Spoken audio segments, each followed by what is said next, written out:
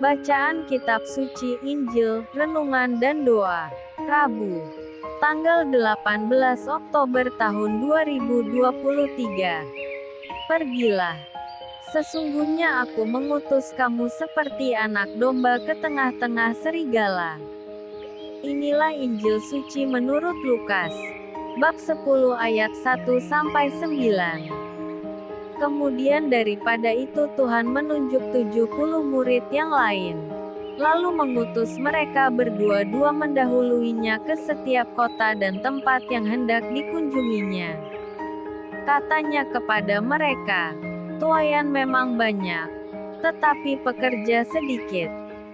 Karena itu mintalah kepada Tuan yang mempunyai tuaian, supaya ia mengirimkan pekerja-pekerja untuk tuaian itu. Pergilah. Sesungguhnya aku mengutus kamu seperti anak domba ke tengah-tengah serigala. Janganlah membawa pundi-pundi atau bekal atau kasut. Dan janganlah memberi salam kepada siapapun selama dalam perjalanan. Kalau kamu memasuki suatu rumah, katakanlah lebih dahulu, 'Damai sejahtera bagi rumah ini.' Dan jikalau di situ ada orang yang layak menerima damai sejahtera, maka salammu itu akan tinggal atasnya. Tetapi jika tidak, salammu itu kembali kepadamu. Tinggallah dalam rumah itu. Makan dan minumlah apa yang diberikan orang kepadamu. Sebab seorang pekerja patut mendapat upahnya. Janganlah berpindah-pindah rumah. Dan jikalau kamu masuk ke dalam sebuah kota dan kamu diterima di situ, makanlah apa yang dihidangkan kepadamu. Dan sembuhkanlah orang-orang sakit yang ada di situ dan katakanlah kepada mereka, 'Kerajaan Allah sudah dekat padamu.' Demikianlah sabda Tuhan.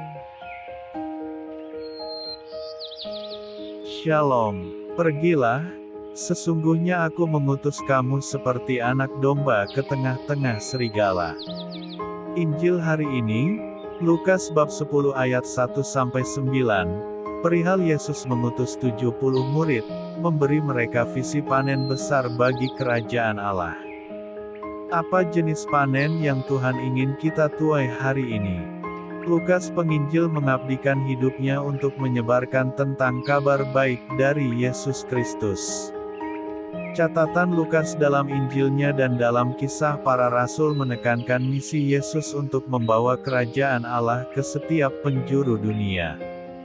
Ketika Yesus mengutus 70 muridnya untuk tugas misi, Dia memberi mereka visi panen besar bagi kerajaan Allah. Yesus sering menggunakan perumpamaan panen untuk menyampaikan kedatangan kerajaan Allah di bumi.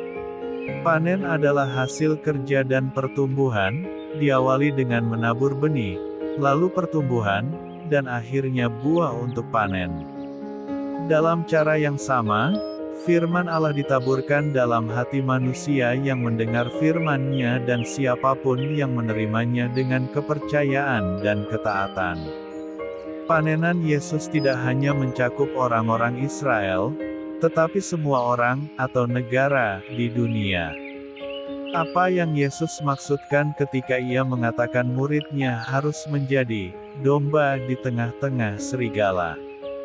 Nabi Yesaya menubuatkan saat serigala dan anak domba akan diam dalam damai, Yesaya bab 11 ayat 6 dan bab 65 ayat 25.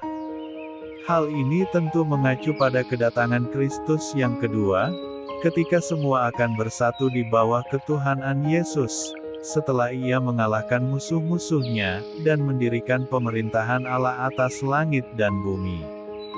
Sementara itu, para murid harus menderita banyak penganiayaan dari orang-orang yang akan menentang Injil. Yesus datang sebagai kurban domba untuk menebus dosa dunia. Kita, pada gilirannya, harus rela mengorbankan hidup kita dalam pelayanan yang rendah hati bagi Tuhan dan Guru kita.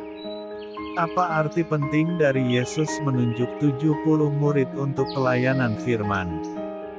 7 adalah angka yang signifikan pada zaman Alkitab. Musa memilih 70 tua-tua untuk membantunya dalam tugas memimpin bangsanya keluar melalui padang gurun.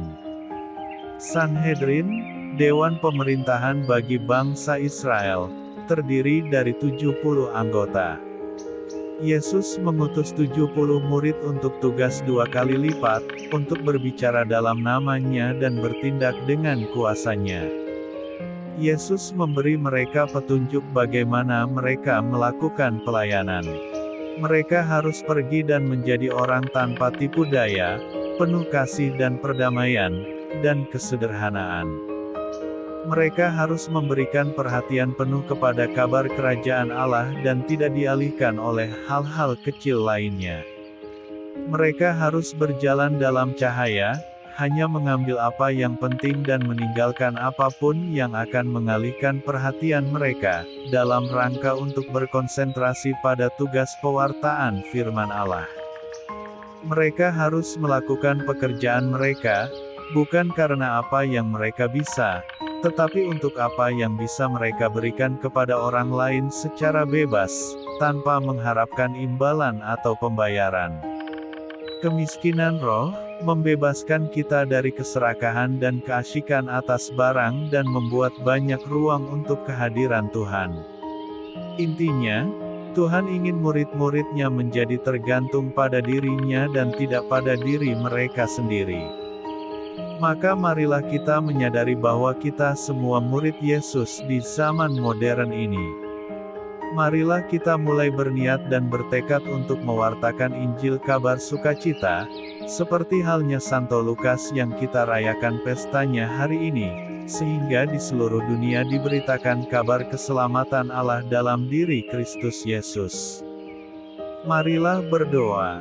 Tuhan Yesus, semoga sukacita dan kebenaran Injil mengubah hidupku agar aku menjadi saksi Injil bagi orang-orang di sekitarku. Semoga aku mampu menyebarluaskan kebenaran-Mu dan cahaya-Mu kemanapun aku pergi. Amin. Tuhan Yesus memberkati. RHPE Channel.